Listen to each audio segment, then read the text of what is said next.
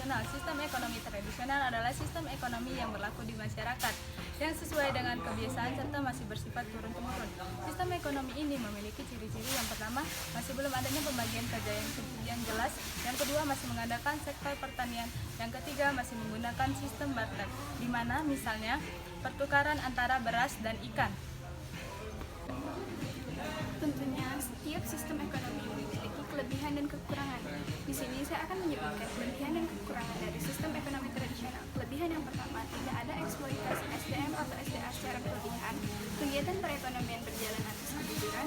Dan yang ketiga, bersifat kekeluargaan dan gotong royong dalam memenuhi kebutuhan hidup.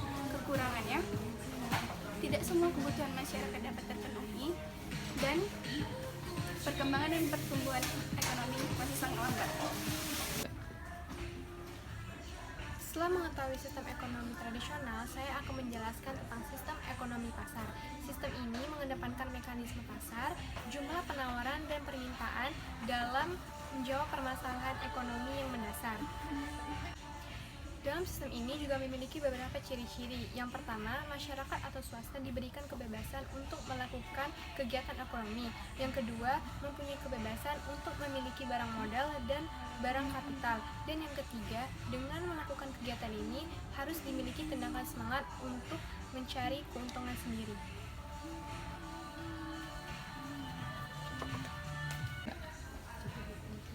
Sistem ekonomi ini memiliki kelebihan dan kekurangan.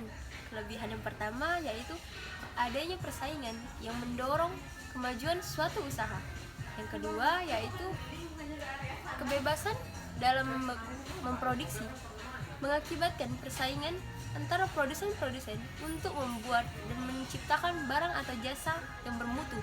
Yang ketiga, setiap perseorangan dan perusahaan memiliki hak untuk memiliki kekayaan serta sumber daya produksi sendiri dan tidak dibatasi. Selain ada kelebihan, tentunya ada kekurangan. Kekurangan dari sistem ekonomi ini yang pertama yaitu adanya persaingan antara produsen-produsen yang dapat menimbulkan monopoli serta kolusi usaha yang dapat mengancam pengusaha-pengusaha kecil. Yang kedua yaitu adanya kebebasan yang dapat menimbulkan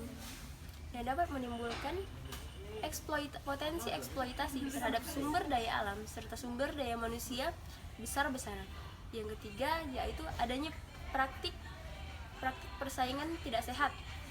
Contohnya seperti penindasan terhadap pengusaha-pengusaha kecil. Sistem ekonomi komando atau biasa juga disebut sistem ekonomi terpusat adalah suatu sistem ekonomi di mana pemerintah memiliki kekuasaan yang dominan terhadap kegiatan ekonomi. Penguasaan dilakukan melalui pembatasan-pembatasan yang dilakukan oleh masyarakat.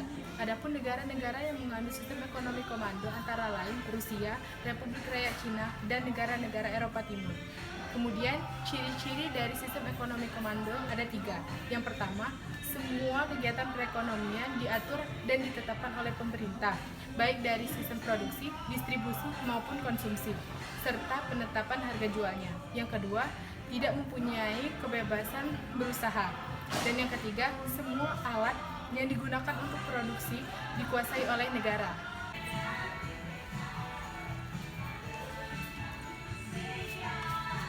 Sistem ekonomi komando atau terpusat memiliki kelebihan dan kekurangan. Kelebihannya yang pertama, dapat mengurangi pengangguran karena semua faktor produksi dipegang oleh pemerintah. Yang kedua, pemerintah pula memiliki tanggung jawab sepenuhnya terhadap kegiatan perekonomian, sehingga pemerintah akan terus berinovasi agar ekonomi negara tetap stabil. Kekurangan sistem ekonomi komando atau terpusat ini yang pertama, mobilisasi yang cepat dalam sistem ini menyebabkan kebutuhan masyarakat tidak terpenuhi karena produksi yang dihasilkan tidak selalu didasarkan atas kebutuhan masyarakat. Yang kedua, adanya penindasan daya kreasi masyarakat sehingga hampir semua inovasi dan kreasi masyarakat diprakarsai oleh pemerintah. Dan yang terakhir yang ketiga, munculnya pasar gelap akibat dari pembatasan yang terlalu ketat oleh pemerintah.